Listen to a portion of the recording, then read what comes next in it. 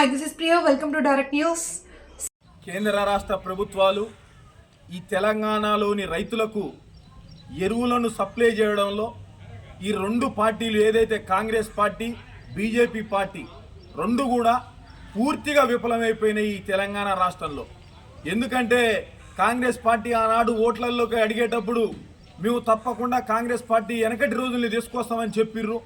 ప్రజలు వెనకటి రోజులంటే ఇంకేదో అనుకుర్రు, కానీ ఇప్పుడు అర్థమవుతుంది వెనకటి రోజులంటే యూరియా బస్తాల కోసం పొద్దున 5 కాంచి మధ్యాహ్నం 2 వరకు లైన్లలో నిలబడడం, క్యూలు కట్టడం, వాళ్ళ చెప్పులని సీరియల్లో పెట్టుకోవడం అనేది ఈ వెనకటి రోజులు అని కాంగ్రెస్ పార్టీ అప్పుడు అధికారంలోకి రాకముందు ఏ మాటలు అయితే చెప్పిర్రో ఆ మాటలు ఇప్పుడు ఈ తెలంగాణలోని రైతులకు గుర్తొస్తున్నాయి.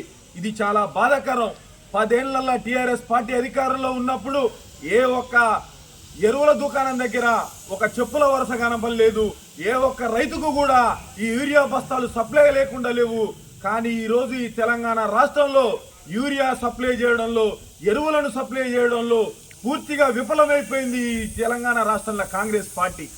ఎందుకంటే మొన్ననే ఉత్తమ్ కుమార్ రెడ్డి గారు కూడా చెప్పిర్రు, ఈ తెలంగాణ రాష్ట్రంలో వరి సాగు ఎక్కువైపోయింది, వరి ధాన్యం చాలా పెరిగిందని చెప్పిండు. కానీ ఆ పెరిగిన వ్యవసాయానికి తగ్గట్టు వీళ్ళు ఎరువులను మాత్రం దిగుమతి చేసుకోవడంలో ఫెయిల్ అయిపోయింది కాంగ్రెస్ పార్టీ.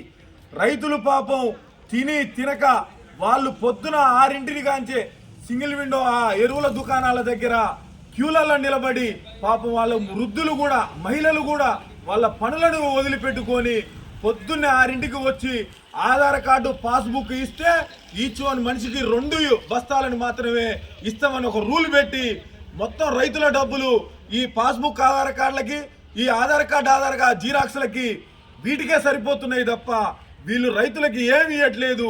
పాపం వాళ్ళు పొలాలు పెట్టుకొని నెల రోజులు అవుతున్నా కూడా ఇప్పటి వరకు కూడా యూరియానే వేయకుండా రైతుల ముఖంలో పాపం కన్నీరు కనపడుతున్నాయి ఈ ఎరువుల దుకాణాల దగ్గరికి వెళ్ళి చూస్తే.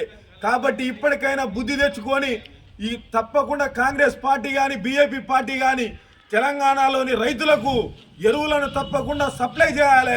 చేయని పక్షంలో తప్పకుండా మంత్రులకు కానీ ఎంపీలకు కానీ నిరసన సెగలు తగులుతాయి మా బీఆర్ఎస్ పార్టీ నుండి, ఈ తెలంగాణలోని రైతుల నుండి అని తెలియజేస్తున్నాము.